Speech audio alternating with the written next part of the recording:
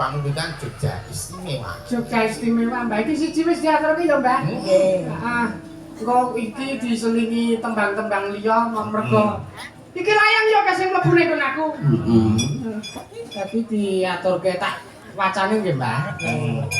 Oh iya iki diaturi awake dhewe diwenehi ngerti. Heeh. Dirawi karo panjenengane Pak Bupati. Oh iya.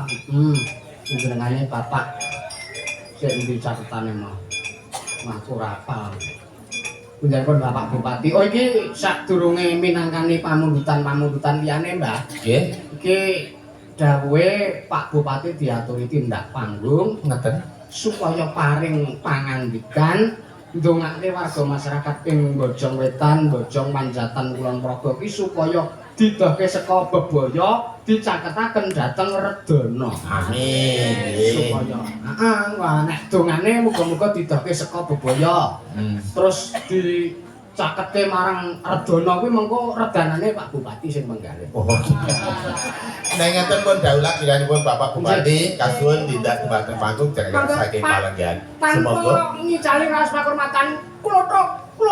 Oh iya, jenenganipun Bapak Bupati ngersakaken wonten pripun jumeneng? Oh nggih. Nggih, monggo.